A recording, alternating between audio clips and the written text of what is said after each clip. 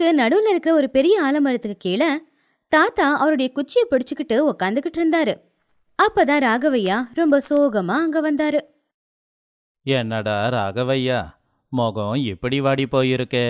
காலையில உன்னை யாருன்னா டீ குடிக்க விடலையா என்ன? டீயை பத்தி பேசலாமாம்மா. டீயில போடுற சர்க்கரைக்கும் என் பொண்ணு கணக்கு பார்த்துக்கிட்டு இருக்கா. இந்த குணம் அவளை விட்டு எப்போ போகுமோ? ஊரில் எல்லாரும் என் பொண்ணை கஞ்ச பிசுனாரின்னு கூப்பிடும்போது கஷ்டமா இருக்குதே. நேற்று தெருவில் நடந்து போகும்போது அந்த ராகவையா என்னை கூப்பிட்டு, ஏன்பா சுப்பையா, உன் பொண்ணோட கஞ்ச பிசுனாரித்தனத்தை பார்த்தா எனக்கும் அப்படி ஆகணும்னு ஆசையா இருக்குன்னு சொல்றான். கஞ்சத்தனம் இருக்கிறது நல்லது தானடா. இந்த காலத்தில் பொண்ணுங்க பணத்தை செலவு பண்ணுறாங்க, உன் பொண்ணு சேர்த்து வைக்கிறா. முந்தா நேத்து நான் சந்தையில் பார்த்தேன். எலுமிச்சை பழத்துக்காக உன் பொண்ணு 1 மணி நேரம் பேரம் பேசிக்கிட்டு இருந்தா. கடைசியில் அவன் குறைச்சி கொடுத்ததுக்கப்புறம் தானே வாங்கிக்கிட்டே வீட்டுக்கு வந்தா. ஊரில் எல்லாரும் அதை பார்த்து சிரிச்சாங்க.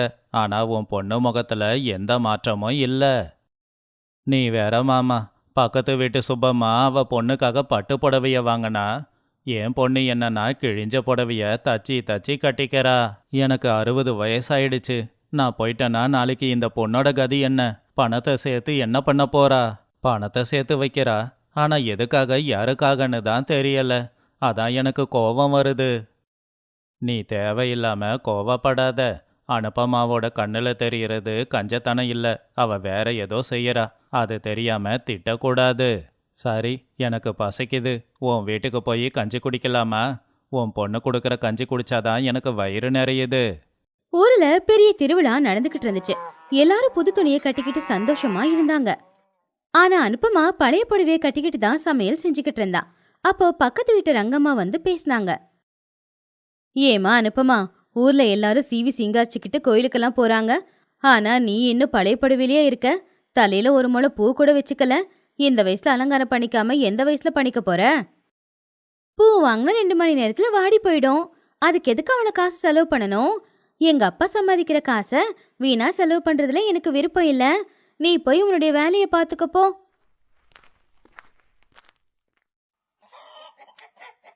பாத்தியா ரங்கம்மா, என் பொண்ணு இவ்வளவுதான். நான் கஷ்டப்பட்டு சம்பாதிக்கிற பணத்தை அவகிட்ட தான் கொடுக்கறேன். என்ன பண்ணுவான்னு தெரியாது. ஆனா ஒரு குழம்பு கூட வைக்க மாட்டா. எப்பவுமே வெறும் கஞ்சி தான். அப்பா, காய்கறி எல்லாம் போட்டு நல்லா சமைச்சு சாப்பிட்டா இன்னைக்கு நல்லா இருக்கும். ஆனா ஊருக்கு வறட்சி வரும்போது நான் எடுத்து வச்சதுதான் நமக்கு உதவியா இருக்கும். மத்தவங்க அடி என்னை இப்படி மட்டும் தட்டி பேசாதப்பா. அனுபமா சமையல் அறையில அரிசி கழுவிக்கிட்டு இருந்தா. ஒரு பருக்க கூட கீழே விழாம கவனமா கழுவிக்கிட்டு இருந்தா. அப்பதான் ராகவையாவும் தாத்தாவும் வீட்டுக்குள்ள வந்தாங்க. வாங்க தாத்தா. அப்பா, முக கழுவிட்டு வந்துட்டீங்களா? வாங்க, பழைய சோறும் வெங்காயமும் வச்சிருக்கேன். ஏமா அனுப்பம்மா, வெங்காயம் மட்டும்தான் வைப்பியா? கூட கொஞ்சம் அப்பளம் பொரிக்க கூடாதா? ஊரில் எல்லாரும் வடையும் பலகாரமா செஞ்சு சாப்பிட்றாங்க. நீ ஏமா இவ்வளோ கஞ்சத்தனம் பண்ற? தாத்தா, அப்பளம் பொரிக்கிறதுக்கு எண்ணெய் தேவைப்படும் இல்லையா? ஆனா எண்ணெயோட விலை ரொம்ப அதிகமாயிடுச்சு. நான் சமைக்கிறதுக்கு எண்ணெயை வாங்கினா அப்புறம் விளக்கெரிய வைக்கிறதுக்கு எண்ணெய் இருக்காது இல்லையா? அதான் இருக்கிறத வச்சு சாப்பிட கத்துக்கோங்க. இல்லாததுக்கு எப்பவுமே ஆசைப்படக்கூடாது. பாத்தியா மாமா, இருந்த 2 ரூபாயும் இந்த பொண்ணு புடுங்கிக்கிட்டா. பக்கத்து வீட்டு ரங்கையா பிள்ளைக்கு பட்டணத்துல வேலை கிடைச்சதுக்காக அவன் எல்லாருக்கும் விருந்து சாப்பாடு போடுறான். ஆனா என்ன பாரு, பாவம் ராகவையா வயிறார சாப்பிடக்கூட மாட்டாருன்னு ஊரே என்ன கிண்டல் பண்ணுது. அப்பா, பக்கத்து வீட்டுல கறி குழம்புன்றதுனால நம்ம வீட்டுல இருக்கிற கஞ்சியை நாம தூக்கி போடக்கூடாது. இப்ப 4 காசு எடுத்து வச்சாதான் எதிர்காலத்துக்கு உதவியா இருக்கும். ஊருக்காரங்க கிண்டல் பண்ணுவாங்க, ஆனா அதுல நம்ம வயிறு நிறையாதுல்ல. நீ ரொம்ப நல்லா பேசுறம்மா. ஆனா ஊர்ல எல்லாரும் உன்னை பத்தி என்ன சொல்றாங்க தெரியுமா? அனுப்பமா கிட்ட 1 ரூபாய வாங்குறதும் அந்த சிவனே நெற்றி கண்ணை திறக்கிறதும் 2 ஒண்ணுதான் அப்படின்னு சொல்றாங்க. நீ ஏன் இவ்வளோ பணத்தை எடுத்து வைக்கிறன்னு கடவுளுக்கு தான் தெரியும். நாட்களும் போச்சு. ஊருக்குள்ள வறட்சி அதிகமாச்சு. ராகவையாவுக்கு கடன் கொடுத்த வட்டி வியாபாரி ஆட்களோட ராகவைய வீட்டுக்கு முன்னாடி வந்து நின்னா. ராகவையா, வெளியில வா. உன் நிலத்தை வச்சு நீ வாங்கின பணத்துக்கு அசலும் வட்டியும் வந்து சேரல. ஒழுங்கா கொடுக்கறியா? இல்ல உன் வீட்டில் இருக்கிற பொருள் எல்லாத்தையும் தூக்கிக்கிட்டு போகவா? உன் மாட்டையும் எடுத்துப்பேன். ஐயா, அவ்வளோ கோவமா பேசினா எப்படிங்க ஐயா? இந்த வருஷம் மழை பெய்யாம சரியா விளைச்சல் வரல. அதான் அசலை கொடுக்க முடியலங்க. நீங்க கொஞ்சம் அவகாசம் கொடுத்தீங்க அப்படின்னா உங்க வீட்டுக்கு கூட வந்து நான் வேலை செய்யறேங்க. உனக்கு அவகாசம் கொடுத்து கொடுத்து என் பை தான் காலியாகுது. உன்னோட கஞ்ச பிசினரி பொண்ணு தினம் ₹1 எடுத்து வைக்கிறாளாமே. அந்த பணம் எங்க இருக்குன்னு கேட்டு அந்த பணத்தை வாங்கி எனக்கு கூட. இங்க பாருங்க ஐயா, எங்க அப்பா வாங்கின கடனை நான் திரும்ப கொடுத்துடுறேன். ஆனா நீங்க சொன்ன வார்த்தையை திரும்ப வாங்கிக்க முடியுமா? என்னுடைய கஞ்சத்தனம் என் குடும்பத்துக்காக, என் குடும்பத்தை நல்லபடியா பாதுகாக்கிறதுக்காக நான் பண்றது. என்னது, உன்கிட்ட ₹10,000 இருக்கா? உன் கிழிஞ்ச புடவைய கொடுத்தா 10 பைசா வராது, இதுல 10,000மா? அனுப்பமா வீட்டுக்குள்ள போய் ஒரு உண்டியலை எடுத்துட்டு வந்தா.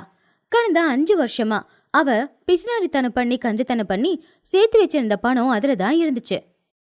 இந்தாங்க வட்டி வியாபாரி, இது கடந்த 5 வருஷமா 2 வேளை மட்டும் சாப்பிட்டு ஒரு வேளை பசியோட இருந்து பண்டிகைக்கு கூட நல்ல புடவை வாங்காம சேர்த்து வச்ச பணம்.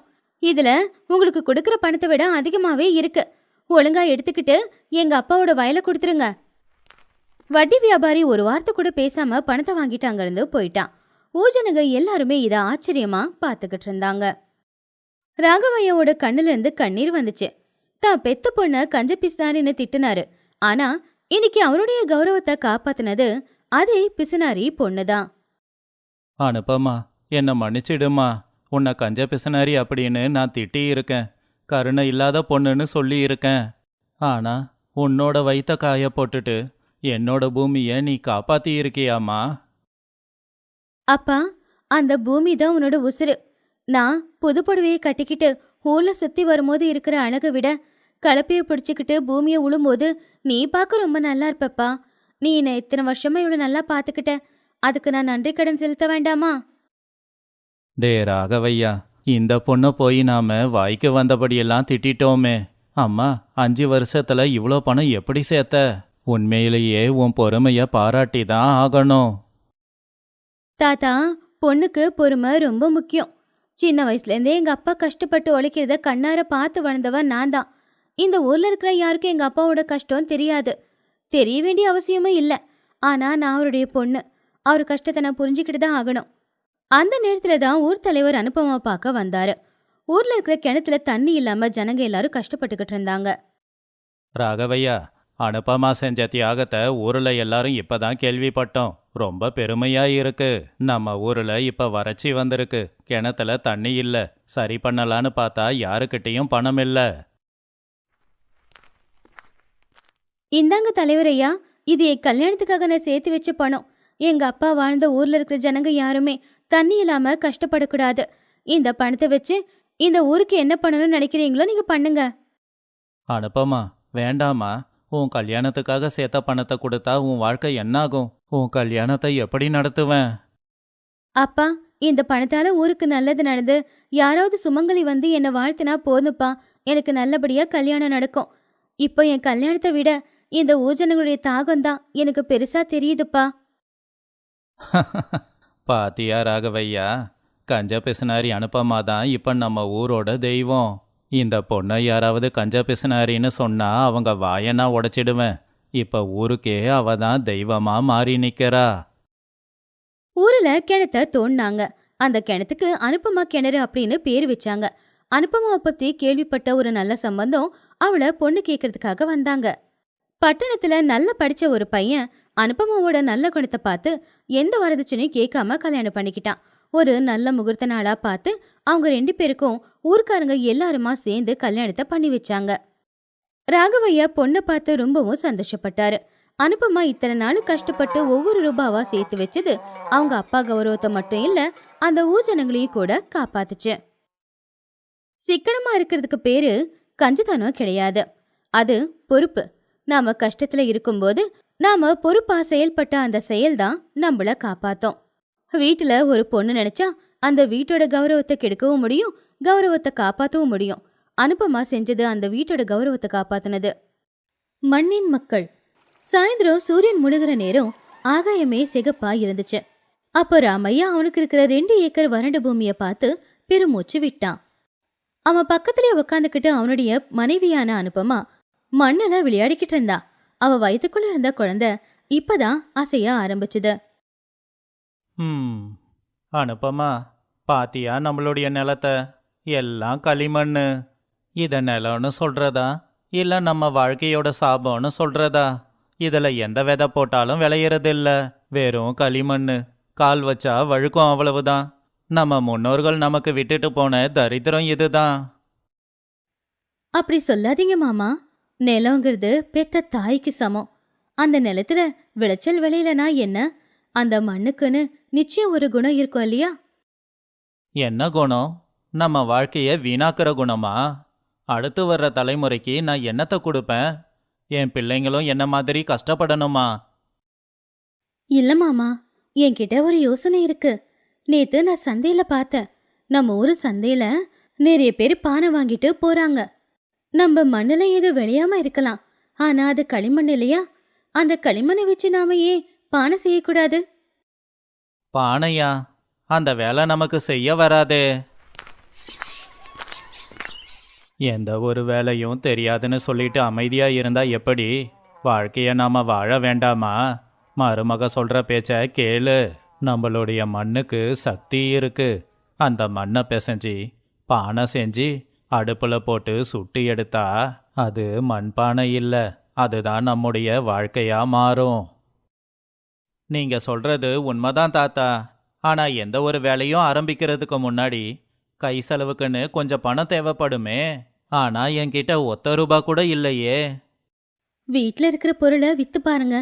அது பத்தலன்னா வட்டி வியாபாரி கிட்ட கொஞ்சம் கடன் வாங்குங்க. வட்டியா? வட்டிய ரங்கையா கிட்ட தான் வாங்கணும். அவன் பொணம் தின்னி கழுகு. ஏற்கனவே அவனுக்கு நாம தர வேண்டியது இருக்கு. பொறுக்க போற குழந்தை வறுமையில பொறுக்க கூடாது மாமா. தைரியமா போய் பணத்தை கேளுங்க. வாங்க போலாம். வட்டி வியாபாரி ரங்கையா வீட்டு வாசல்ல கைத்துக்கட்டில் போட்டுக்கிட்டு விளக்கு வெளிச்சத்துல கணக்கு புத்தகத்தை பாத்துக்கிட்டு இருந்தான். அப்ப ராமையா அனுப்பமா 2 பேரும் கைய கட்டி நின்னாங்க. என்ன ராமையா, வழி மாறி வந்துட்டியா என்ன? பழைய கடனுக்கு வட்டியை கட்ட சொன்னா முகம் மாறி போயிடும். இப்ப எதுக்காக வந்திருக்க?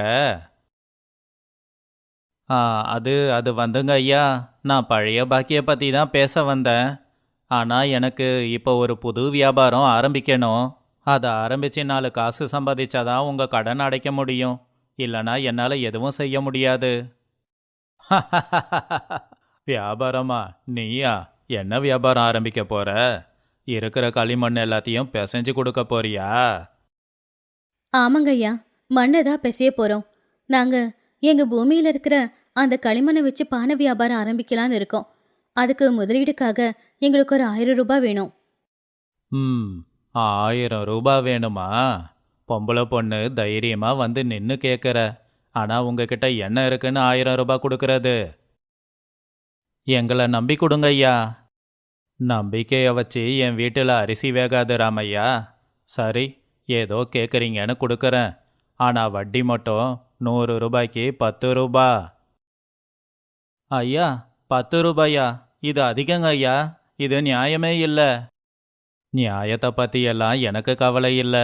வேணும்னா வாங்கிக்கோ, வேணானா அப்படியே கிளம்பிடு. ஆனா ஒன்று ஞாபகம் வச்சுக்கோ, 6 மாசத்துக்குள்ள அசலும் வட்டியும் வந்தாகணும். இல்லைன்னா அந்த 2 ஏக்கர் களிமண் பூமியை நான் எடுத்துப்பேன்.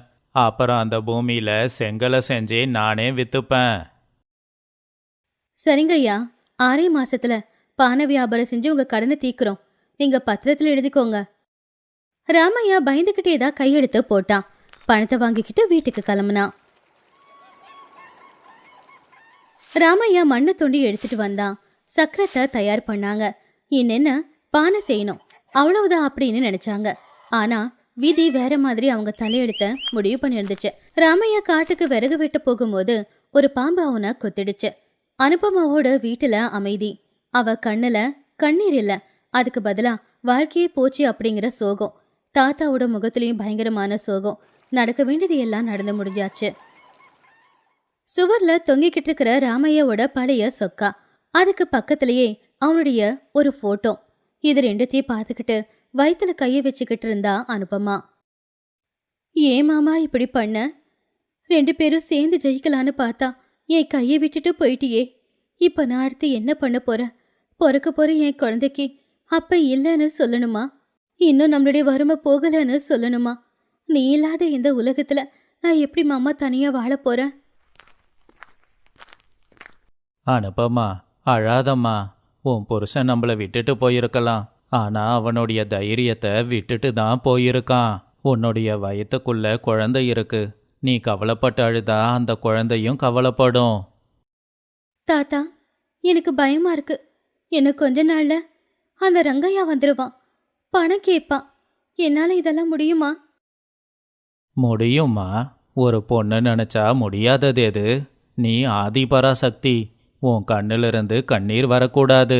ராமையா இல்லைன்னா என்ன? உனக்கு துணையா நான் இருக்கேன். நீ வேலைய ஆரம்பிமா. நிச்சயம் உன்னால செய்ய முடியும். ஒரு வாரம் ஆகுறதுக்கு முன்னாடியே வட்டி வியாபாரி வீட்டுக்கு வந்தான்.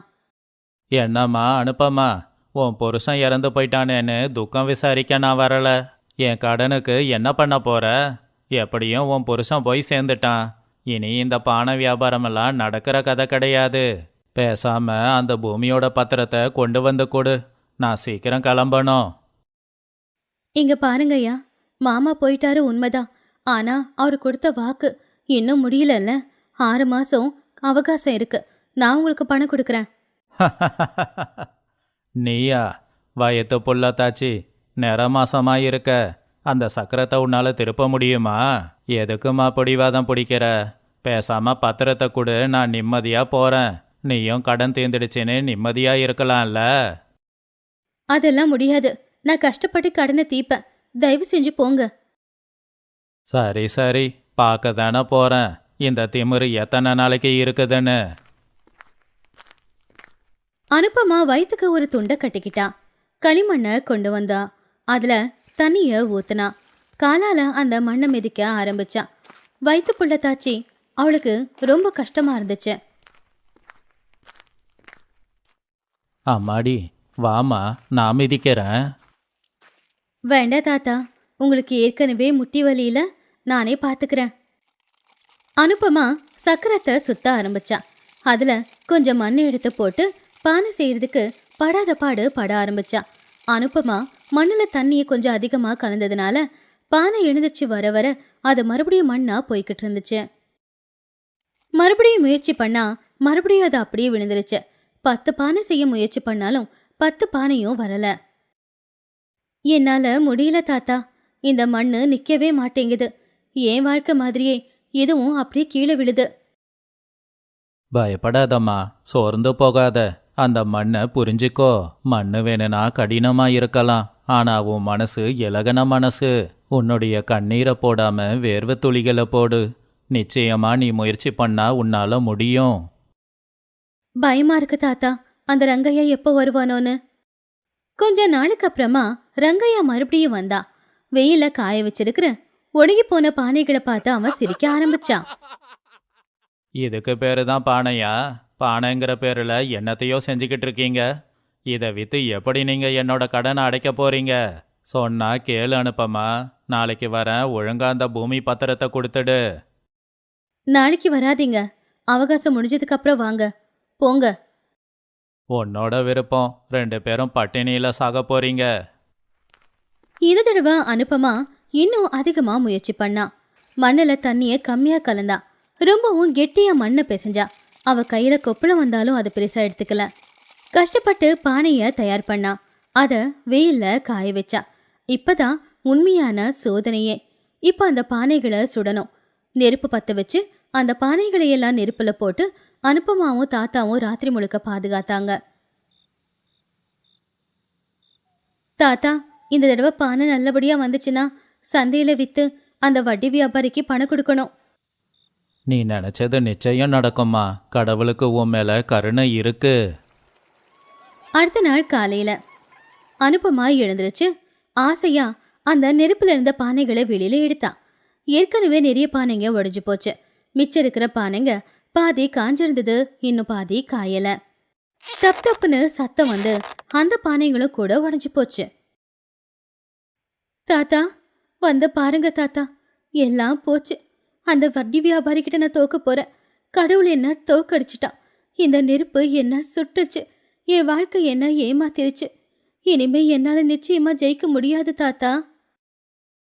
அவ அழுதுகிட்டு இருக்கும் போது வயித்துக்குள்ள இருக்கிற புள்ள அவளை எட்டி உதைச்ச மாதிரி இருந்துச்சு. அவ வயிறு பிடிச்சுக்கிட்டு குனிஞ்சா. அழாத அனுப்பம்மா, நீ தோத்துட்டதா நினைச்சு அழுதா வயத்துக்குள்ள இருக்கிற குழந்தையும் நாளைக்கு பயந்தாங்கோலியா மாறிடும். நீ முயற்சி பண்ணி தோத்த, இப்ப மறுபடியும் முயற்சி பண்ணு.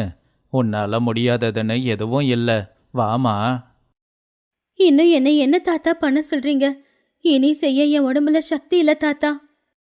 உன் மனசுக்குள்ள தைரியம் இருக்குல்ல, அது போதுமா. வா. கொஞ்ச நாளுக்கு அப்புறமா ரங்கையா அங்க வந்தான். உடைஞ்சு போயிருக்கிற அந்த பானைகளை காலால எட்டி உதைச்சு, பாத்தியா அனுப்பம்மா, நான் தான் சொன்னேன்ல, ஒரு வயிற்று புள்ளத்தாச்சி, ஒரு பொண்ணு, உன்னால இது முடியாது. நாளைக்கு நான் பஞ்சாயத்தை கூட்டுறேன். எதுவும் செய்யாம கடனை எப்படி அடைக்க போறேன்னு கேட்குறேன். அதுக்கு நீ பதில் சொல்லி ஆகணும். அப்படின்னு சொல்லி ரங்கையா அங்கிருந்து போயிட்டான். அனுப்பமாவுக்கு கோவம் வந்துச்சு. தாத்தா, நாளைக்கு காலையில பஞ்சாயத்துக்குள்ள நான் பானைய செஞ்சாகணும் தாத்தா.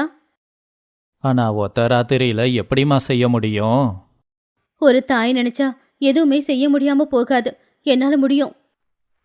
அன்னைக்கு ராத்திரி அனுப்பமா தூங்கவே இல்லை.